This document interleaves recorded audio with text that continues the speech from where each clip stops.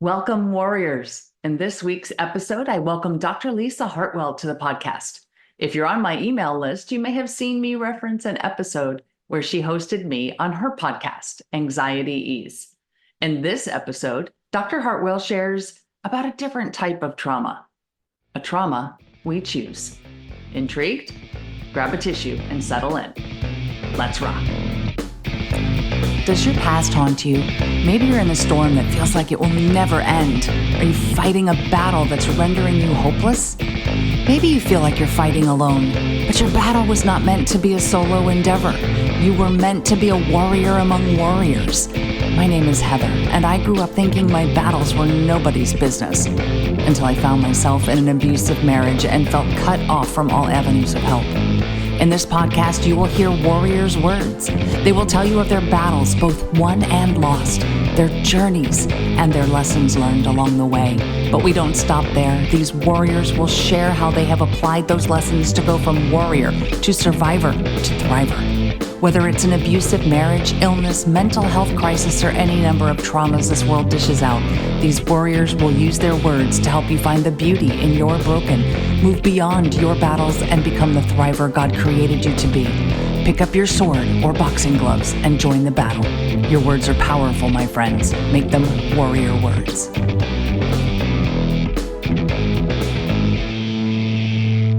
Welcome back to the Warrior Words podcast. Today, we are discussing vicarious trauma and high-functioning anxiety. Dr. Hartwell's journey includes her career choice, which indirectly led to trauma that she essentially chose.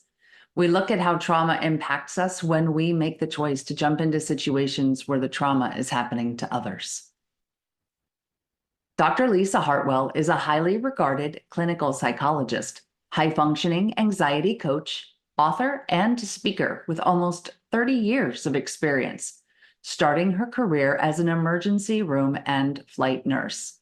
Based in Hawaii, she specializes in guiding high achievers, executives, and business leaders in employing her acclaimed RBA method, emphasizing holistic and skills-based self-care that cultivates professional success. Apart from her private practice, she shares her insights through a podcast, books, online courses, workshops, personalized retreats. Dr. Hartwell is dedicated to providing practical solutions for high-functioning anxiety, stress, and burnout with a focus on resilience activation.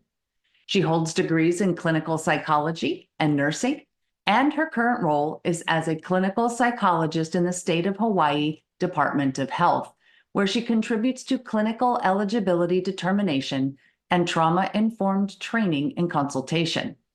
Previously, she founded Hartwell Therapy and Consulting, LLC, served as a clinical forensic psychologist, behavioral health consultant, and psychotherapist. Dr. Hartwell's values focus on creating hope in a person-centeredness, culturally relevant, and self-reflective approach that creates connected relationships. This drives her mission to empower individuals to thrive personally and professionally. Her multifaceted career reflects a commitment to health, education, and resilience strategy, making her a sought-after expert in the field of personal and professional growth. You're in for a treat. I enjoyed hearing this different perspective on trauma, and I think you will too. But before we dig in, I want to share this amazing review from Rainey Avila. And I hope I've pronounced your last name correctly, Rainey. Awesome. Wow. Just love how passionate you are about what you talk about. You're an inspiration. This podcast is just so uplifting. Keep up the great work. Thank you so much, Rainey. I appreciate it. Would you like me to read your review on an upcoming episode? Please go to Apple Podcasts and leave a review for the show. Your comments and star ratings help people find the Warrior Words podcast. It only takes a few minutes of your time, and it would help so much. Thank you. I mentioned my email list at the beginning of this episode. So if you would like to get weekly updates along with some bonus issues with new podcast episodes and new videos from my YouTube channel, please go to subscribepage.io / pearls of wisdom. And that link is in the show notes for you. Now on to the show. Okay, everyone. As you heard in the intro, it is my pleasure to have Dr. Lisa Hartwell with us today. Welcome to Warrior Words, Dr. Hartwell. Aloha, how are you doing? Thank you for having me. Wonderful. Thank you. Thank you for giving your time to be here today. Oh, yes, definitely. Well, as we were talking earlier about being a warrior, you mentioned something that I found really interesting. And I've mentioned on a couple other episodes that trauma is not a one and done situation. Mm. And I really liked what you had to say about that observation, kind of in terms of your own experiences. So can you share some of that with our listeners? Well, I would say that my trauma definitely came later in life. I had a pretty stable childhood and such. Grew up in the 60s and 70s and launched into adulthood in the 80s.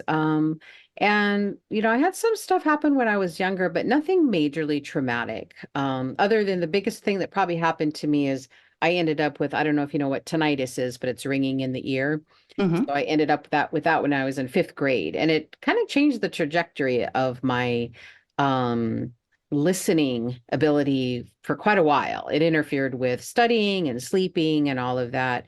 And that actually happened because somebody popped a balloon by my ear when I was in fifth Wow. grade and never recovered from that. So I had some hearing loss from that.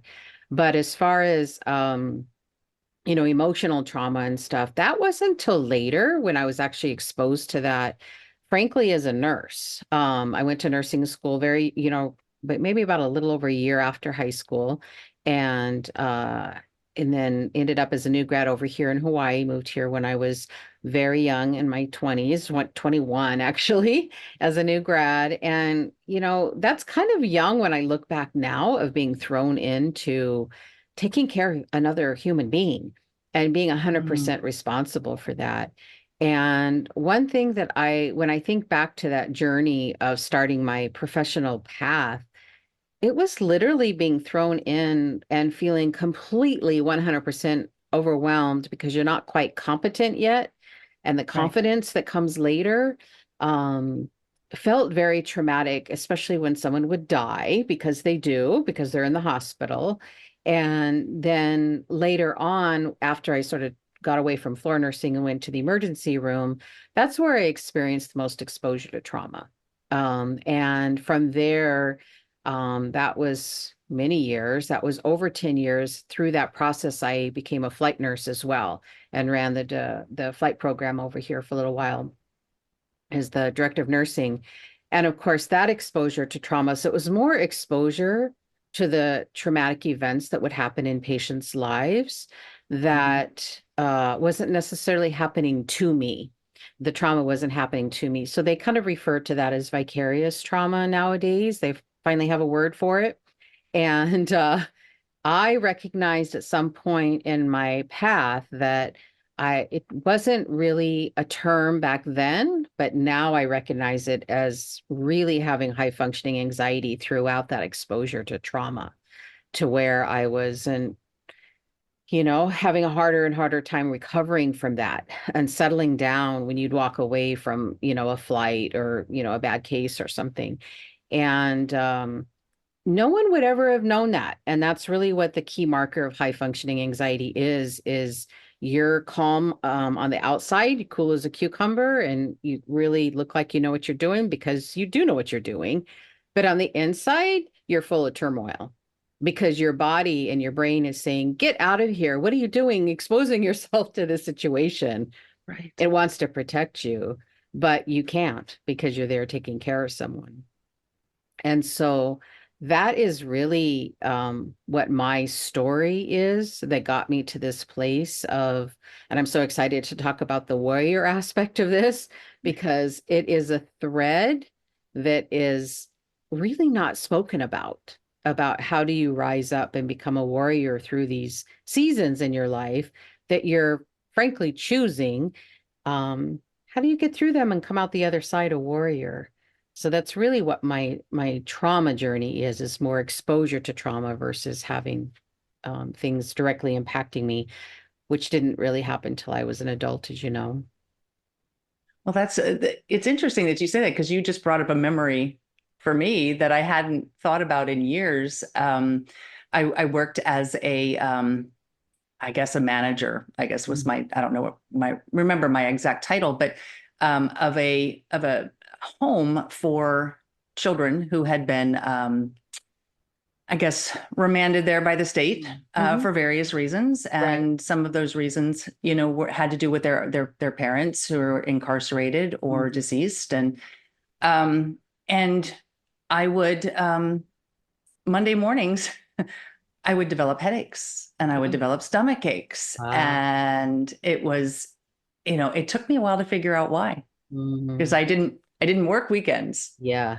Yeah. and yeah, it was you look on the outside, you look like everything's normal, everything's Yeah. fine, and then these symptoms start to manifest. And I also think as you were talking, it's like it's a different perspective than some of the other people that I've spoken with, and who discuss the traumas that happen specifically to them Mhm.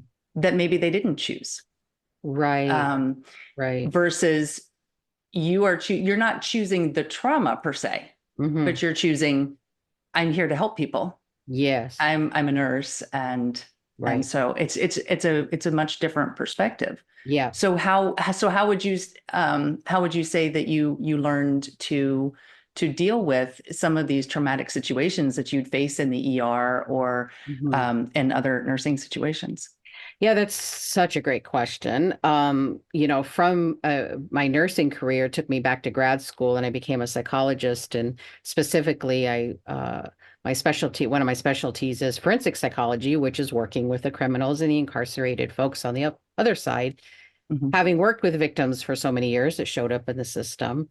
And I can tell you that the thread of why I was always able to maintain an interest in the work and survive in the work is the comrades. It's really about having battle buddies in the trenches with you. And when I think back of the fun, I know it sounds crazy, but the fun that we had on those airplanes and in the Mhm. emergency room, we're like a breed all unto our own. Whether it be through humor or what have you, and going out afterwards and crying together and really supporting each other. Everybody was in it together. I never ever felt alone. And I think that was probably one of the biggest markers of knowing that I could get through anything. We could get through anything together, knowing that. And then during grad school, it was a shift for me because it was the beginning of my understanding of taking this idea of working in a group situation for the most part. Always, almost always had a partner on the air Mhm. ambulances and the flight nursing world, and of course in the emergency room. But as a psychologist, it's you. And yet, Yes. Yes. there's this team around you during your training and during your supervision, which really changed my trajectory and supported me through that. But I had to switch my head around that it was one. It was me that was coming up with the solutions and the interventions and the change for my clients and my patients at the time. And that was such a huge shift for me to get my brain used to not leaning on my comrades, so to speak. Mhm. Now, mind you, I still do. I certainly have an amazing group of colleagues that we all support each other. But at the end of the day, I'm still the only person in the room with the client. And so Sure. that was a huge shift. Um, and I will probably get into the personal side down the road, but that really set the next stage for me of being prepared to really stand up straighter and really have that confidence that I could do this thing, that I could really do it. And I think every single season led me to where I'm at now based on, okay, well, you're going to have to just, you can still hold your comrades' hands and your colleagues' hands, but at some point, you're just going to let go for a little while and then you can go back. That's sort of like this shift has gone. And that's really how I teach and how I practice with clients anyway. So that's really how it manifested in that way through the years. Well, that's an interesting switch because you do Hmm. have to go from, you probably, especially in a trauma situation in an ER or in the ambulance that you mentioned, Yeah. excuse me, you have a partner. You Yeah. have there's always somebody else there with you, Yeah. and then you're by yourself in a room with a client, Yeah. and you have to In make a all of prison, those. no less. Oh, wow. I'll bet Yeah. some interesting, It was, probably some very interesting conversations there and yeah, maybe I some can write a privacy book. laws and Yeah. Yeah. oh. That So was that, you that was probably one of my more it took my exposure to trauma to a different level because I saw different the bowels I call of the human species that I hadn't been exposed to before. Mhm. I always found it was super interesting. The forensic psychology part is very interesting. Everybody's fascinated by forensics, right? But Mhm. when you get down into the bowels of how criminal minds and how the institutions operate, there's trauma every single day. And so I think having the support was what got me through it and maintained my interest in it. But people have no idea that trauma exists every day on both sides for both the inmates as the and the workers as well. Yeah, and probably people don't really want to think about that. I Precise, mean, and precisely. we hear the stories, we hear the high profile Yeah, stories, yeah, yeah. and but Mhm. we don't hear about the everyday, Everyday and traumas. it Yeah. happens to every single person. Yeah. Hmm. Yeah. So okay, well you alluded to personal, Yeah. so would you like to go Yeah. there now? Oh, sure, sure. Yeah. And it's interesting when you think about, there is, boundaries aside, there is this integration of our personal and our professional lives that mirror each other at some point. And I feel like all of these different choices that I made professionally really set me up to be this warrior through my personal journeys. And one of the things that, binds a lot of us now is our motherhood. And my journey to motherhood was wrought with trauma, just because of the path that I kind of chose to take. I don't think anything ever happened to me. I feel like it was my choices. And then Mhm. circumstances happen that felt traumatic that I had to work through. And it's kind of has come full circle just as soon as last year, as recent as last year. And my journey took me through kind of, I got married later, didn't meet my wonderful husband till my late 30s. So, I was already on the road of, well, if I meet someone, I guess it's meant to be. If I'm not going to have kids, that's the way it is. That's all right. I'm a great auntie to, a Mhm. bunch of kids out there. And so I was good with that. But, we both still wanted kids when we met and fell in love. So that was something that we tried and succeeded immediately. However, that ended up with an ectopic pregnancy. And it was one of those pieces where you're so excited, everything's going so well. And I had my first doctor's visit at, I think it was 13 weeks. So after the first trimester. Mhm. And I was in the ER with an ectopic. And I thought it was a miscarriage, but I didn't realize it was going to be so painful.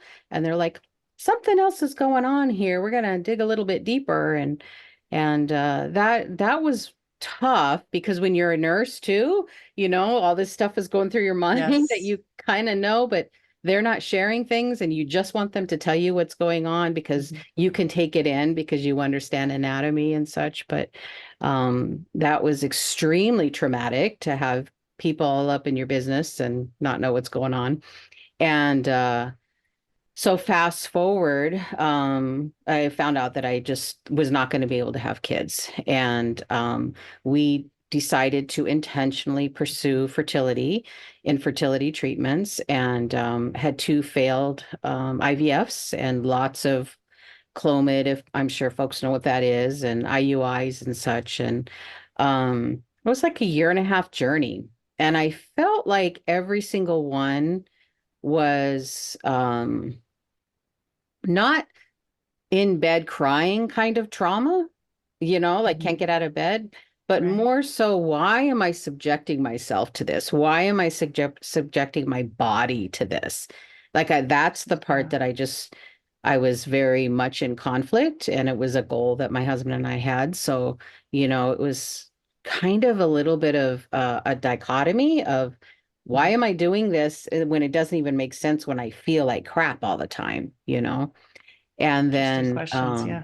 finally got done with that, and then just saw I can't remember how it happened, but I saw an ad or something for adoption for agency that was licensed in Hawaii but has adoptions from the mainland. So we went to a workshop, and we both sat there and were like, oh heck no, no, no, no, this isn't for us.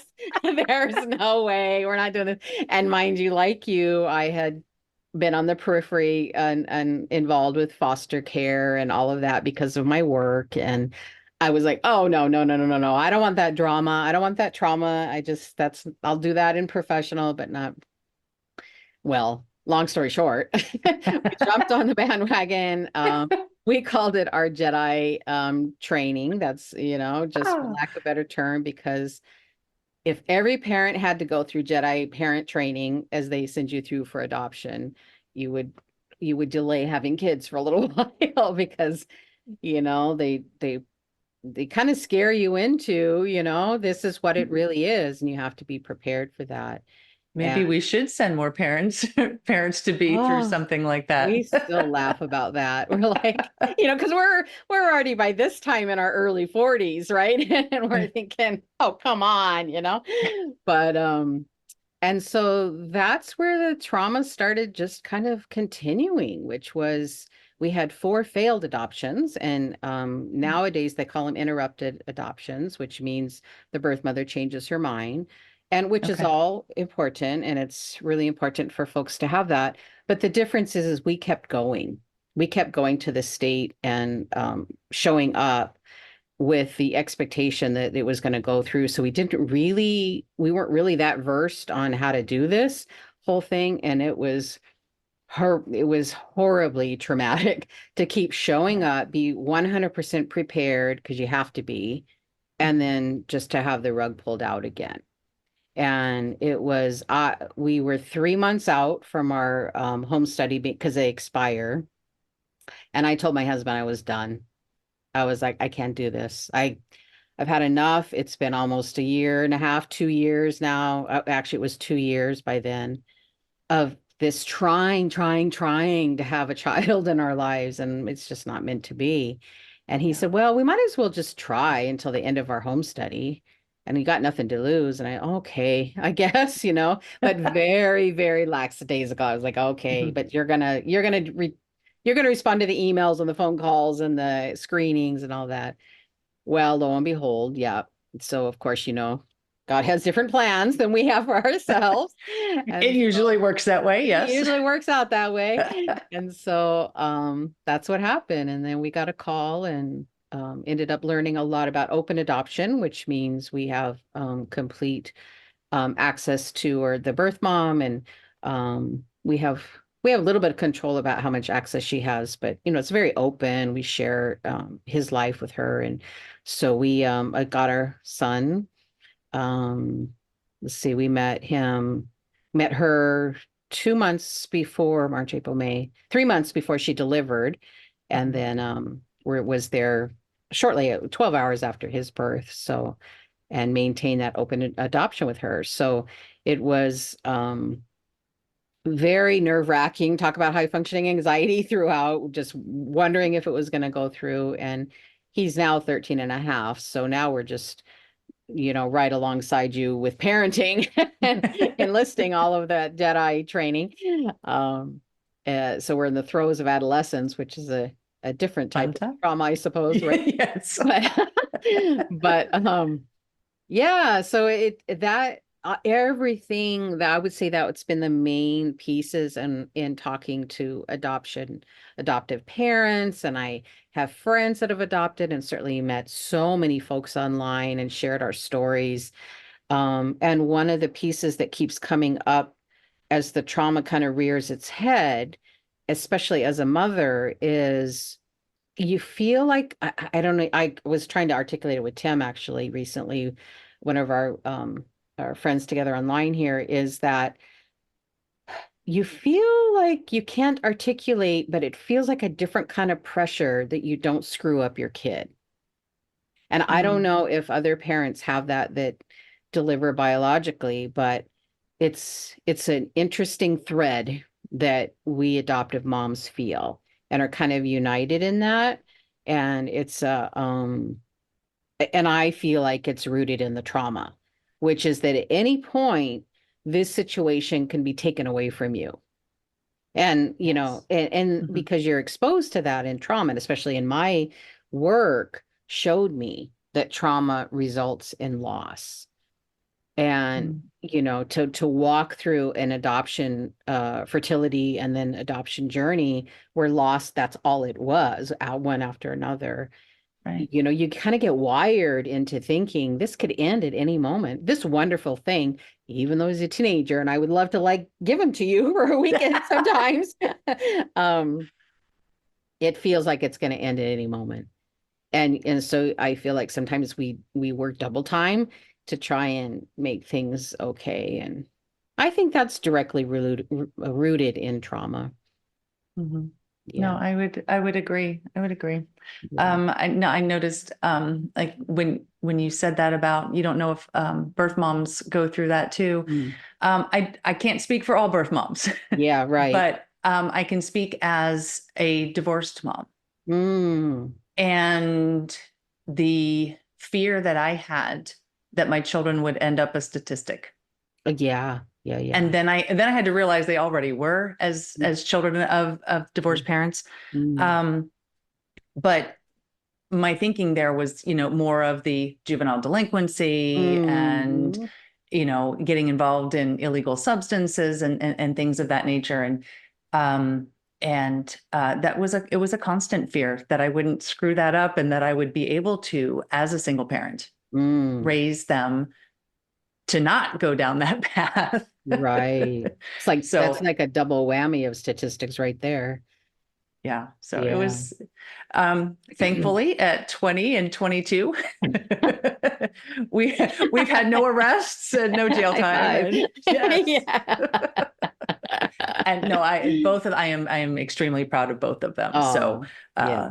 they have both done very, very well. That's it. So Well, hats off to you. It's a journey, right? It's it amazing. is. It Hmm. is. And I like that word because that's kind of what you've been describing this whole time is that you're exposed in one way with other people and your comrades as you called them, and that prepared you to be able to go through and do it one on one, Yeah. whether it's in a room or whether it's in the prisons, Yeah. and then that gave you experience and coping skills. Even Yeah. though you have the anxiety, you still Yeah. you've developed skills and you're training to be able to, oh no, now we've got this one. Right. It's different, Right. but you now have skills Yeah. that maybe you wouldn't have had you not gone through that in the first place. Yeah. And I think that's what grad school for me turned out to be, which was I already felt like I had it in me. Number one, taking care of patients for so many years. So I kind of already knew the whole framework of taking care of another human being. What it gave me though was language. It gave me the Mm. language to put on what I knew in my gut or what I knew in my head concretely what the steps were. It provided me with a language. And so to learn about what is the roots of anxiety, what is the roots of grief and loss, and so I'm able to articulate that now and teach that to folks. So I feel like that has been a blessing in disguise for not only myself, but to sort of parallel walk this journey with other humans that are having the same human experiences. And Mhm. hopefully we can just get through it like what you talk about with this sort of warrior attitude that, oh yeah, I got this, we got this. And last week I was just going through a little bit of stuff and was uh, texting a colleague who agreed sort of to be there during the week. And we kept sending each other pictures of Wonder Woman. And I was like, all right, Yes. shields up. Let's go. It's Tuesday. Shields up. Let's go. And that was just last week. So the warrior thing is front and center on a daily basis. Yes, it is. And I love the analogy of Wonder Woman. Yeah. I kind of adopted her when I was going through cancer treatment. Yeah. Yeah. So Yeah. so yes. And I do remember, you and I probably do remember the silver bracelets and the Yep. Yep. we Exactly. remember the invisible jet and the truth Right. Right. lasso and Right. yes, Yeah. exactly. One of my steps that I always teach for my in my book and stuff is I talk about an anchor, and the metaphor I use is sort of the roots in the ground of a tree in amongst of the orchard representing which is all of us. But we have to have our anchors and our roots solid. And for me, when I think about things like that, I can say Wonder Woman to you or Shields, and I don't have to explain myself. You know exactly what I'm talking about, Exactly. that is Yes. an anchor to send you out in your day so you can warrior up, basically. Well, Yeah. you are leading into one of my next questions because you wrote a book about that. Oh, yeah, yeah, yeah. Uh-huh. And I was going to ask you about your book. Your book is called Bad Apples, and you Mhm. use that orchard metaphor uh, in that. So tell us a little bit about that, because I see that as a way of thriving. Yes, 100. That's what So it's all about. That book actually came out 10 years ago, which is unbelievable to think about. Bad Apples, How to Feel Good Even When Rotten Things Happen. That was in 2014. And I use that as a springboard to my book. Let me see if I can. Oh, here it is. I don't know if does this come across the right way? yes, Okay. cultivating professional success. Yes, with Yeah. the apple. Right. Grow even when high functioning anxiety drives you to the edge. And what I ended up doing is taking bad apples and going deeper diving into high functioning anxiety for professionals. And what I like to do is I like to teach in metaphors. The humans just kind of learn better through story and through metaphor. Yes. We start them when they're young, reading them those books that have all the metaphorical Yes. stories. Hmm. And everyone learns that way. And my particular teaching is about taking the concept of all of us really are growing our orchards throughout our entire life. And each one of us, however, is an individual tree within that orchard. And then bad apples and then cultivating professional success is all about understanding that what does it take to anchor yourself and grow your roots into this amazing tree with branches that really represent your developmental cycles and your developmental Hmm. growth.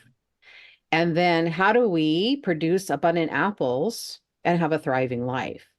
And what do we do then when we have rotten apples? Because there's going to be rotten apple experiences. Right. They go back into the ground and nurture the ground through the nurturance. And then the cycle continues. So That's you hear me talking about yeah. seasons a lot, and I grew up in Oregon mostly, um, and we really only have two seasons here in Hawaii. I've been here Yes. 30, oh my goodness, I think I'm going on 36, 37 years now, Wow. and we have below 70 degrees and above 80 degrees. That's kind of our two seasons, and we're really cold right now because we're getting down to the high 60s at night. But nonetheless, we still have seasons here with all of our fruits and all of our flowering and everything we Hmm. have. And so the biological process is the same as for humans. And so once I can tap into that visualization for folks, they kind of their defenses sort of back off a little bit about, oh, you mean I'm just growing? Is that all I'm doing right now? And I'm like, yes. And it's very painful, isn't it? But guess what? The only difference between us and nature is nature doesn't worry about the pain. Nature doesn't have anxiety. Nature just shows up every single day, lets the biochemistry go to work, and it produces this amazing fruit for us, or flowers, or what have you. And we're the only ones that attach language to that growing process. And I happen to use just high functioning anxiety because I work with professionals mostly, Mhm. and we hide it very well. And so I kind of tagged that term, and I was able to say, look, you actually do have this, but you're not clinical. You don't need medication or, or anything like that. We need to get you sort of tuned up. But at the end of the day, let's actually flip that around for you and use that high functioning anxiety as a cue that it's time for you to grow.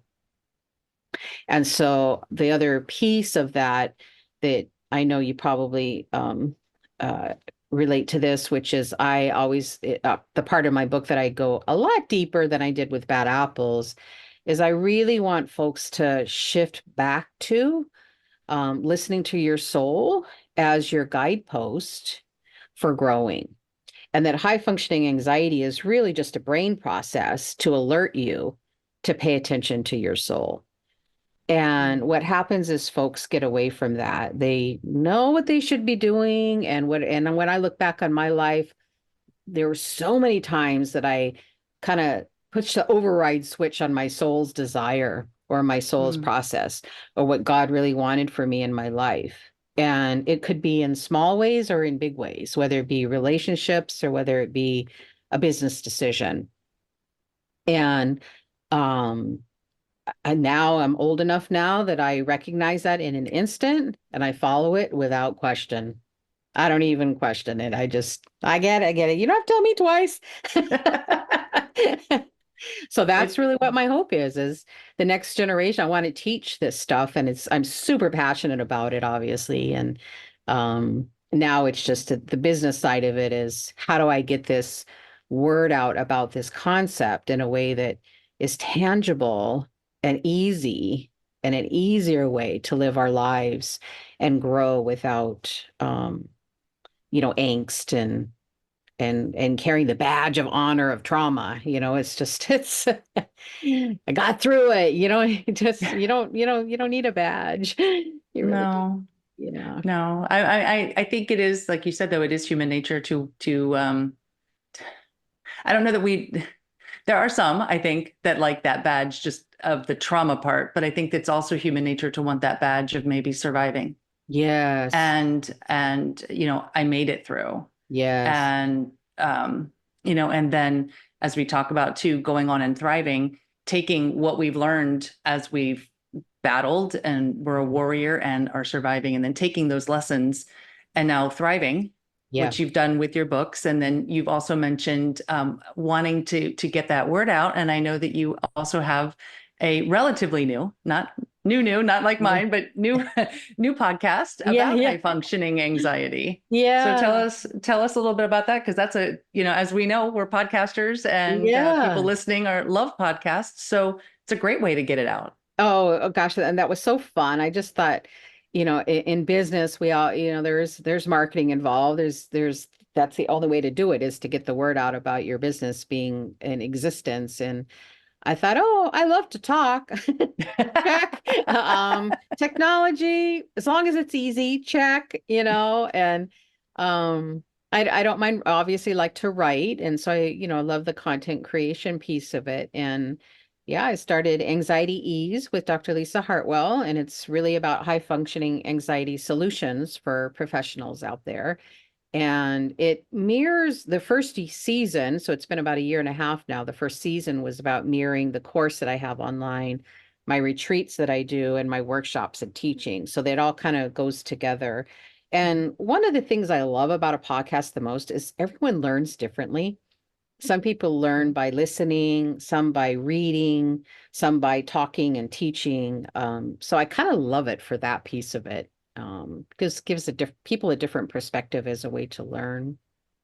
Right. So if if they're more auditory as opposed to Yeah. visual. So you Yeah. have the book for the Yeah. visual and you have Yeah. the podcast. So it's a great combination. It's amazing. It's been so much fun. I get to meet amazing people I never would have known existed online. I know It's so that's one of the fun. things. It is one of the things I'm really enjoying about this because there are so many people I've connected with Yeah. that I never would have otherwise. Yeah. And so 100%. it's a great medium for that. So Mm. one of the things that I like to ask people is, and you've mentioned a little bit, but I'm gonna dig a little deeper. Mm. Is if you were to look back, um, would you say that you could find moments of beauty that maybe you couldn't see then because you were maybe living in the broken? Mm. But were there elements of beauty? Now, the one that I remember you mentioning was, having your comrades that you could Mm. talk to, at the end of a hard day or at the end of a hard trauma session with with a Mm. particular individual. But were there any other types of things that you can look back on now and see beauty in these moments that were so traumatic? Either on the business side of it being, the nursing, or Mm. the personal side, where you experienced so much loss and trained yourself to expect loss. Yeah, I don't. I totally have an extreme parallel for that, which is the thread would be my mother. She actually passed in 2020, January of 2020, which was another trauma thing we could talk about another time. It was very dramatic. But she was the thread in my entire life of someone always there. And she also taught me what it meant to be present without being she had the mom thing down. So without being like too pushy or directive. And she just had this presence about her of always knowing the right thing to say, always being there. And I can remember I call it role modeling now, but as an Italian, as a kid, you're not usually allowed in the kitchen. That's kind of how I grew up. But you were always allowed to be on the periphery. So either sitting at the dining table or in our house in Oregon, we had kind of like a porch, like an enclosed porch, and there was a window that opened to the kitchen. I would go get a stool and set up the stool and sit outside the window and talk to my mom while she was cooking. And it would be about the day or if I had questions or whatever, even if she was about whatever she was cooking.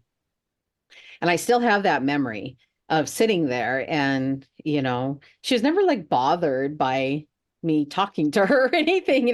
I think about how annoying that must have been to always have me like, and, just chatting her ear off. And so I think what that did is it paralleled and taught, number one, it taught me how to seek out mentors in my life who had that same quality. And I think that's how I grew so much in my professions that I chose, because I always had mentors along the way that were essentially had elements of her threaded through that. And it also has taught me when I was, anxious about something in my life with our son, that I tap into that. And I think, oh, all he needs me to do is actually listen. He doesn't need anything else but for me to just be present with him. And so Wow. I think that's all been very full circle. So that would be what I would say is been found the beauty in no matter what I was going through in my life, um, would be her. Wow, that was beautiful. Mhm. I tend to get emotional. Yeah, yeah, So I do too, for sure. She yeah, was and I amazing. you know I know that my mother actually listens to my podcast. Hi, Mom. Um, and Go, and mom. uh and having and having that support, and then also being able to be that the multi-generational and go in the other direction. Yeah. And I have my kids support to do Mm-hmm. this podcast, you Mm-hmm. know Mm-hmm. starting in my 50s. Yeah, It's starting something totally new, and it's so fun. it's full circle. It's Yeah. great. It is great. Yeah, my son wants to he's a musician. He loves music. So can I use your Yeti to record something? Okay. They That's like a cool microphone, right? So that's funny. That is funny. That is so Yeah. cool. And cool memories for later on too. Yes. Yeah, yeah, So, same. well, as we wrap up here, I have a couple final questions. Mhm. Do you have any final warrior words to offer our listeners? Anything inspiring? Yeah, no, I think that's just the biggest thing is just to understand that we're all in this together.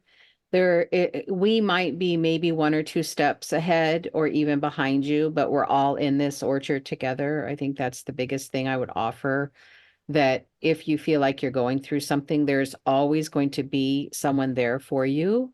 And that's really what it takes to thrive and to grow and essentially create your warrior badge, you know. Mm, Very good. Okay, mm. so if anybody would like to work with you, to get your books, to listen to your podcast, where would they go to find you? I think it's easiest just to go to my website. Then that way all the contact information is there, which is just my name. So make it easy. So Okay. drlisahartwell.com and Okay. everything's there for you. And you also mentioned that you have something for our listeners. Can you describe that? Yeah, I have a high functioning anxiety quiz for you that would be, it's free. Just go on and take that. And it's a really great assessment to find out where you are on the continuum of anxiety. And I give you some ideas on the ways that you can kind of shift through that and shift into um, a growth mindset. Wonderful. Okay, so I'm Mhm. going to put your website and I will also link to your podcast in the show notes so that Yeah. everybody can find you and take that quiz. I think Yeah. some of us might be anxious about the answers, but Yeah, exactly. It's all good. It's all good. so, all right. Well, thank you, Dr. Hartwell. I Thank really you, Heather. appreciate your time. Yes. You have been a blessing, and I'm sure that others will feel the same. Oh, So, same to you. Take care. thank you. Bye Mhm. bye. I hope you found my conversation with Dr. Hartwell enlightening. She shared about going from trauma she chose to trauma she experienced later in life. I loved her Wonder Woman anchor and the orchard metaphor. How are your apples faring? And when you do have rotting apples, which we all do, how do you handle them? Are you growing, Wonder Woman? Shields up! That's it for this episode. See you next week. Until we meet again, armor up, fight the good fight, seek beauty, and make your words warrior words. God bless.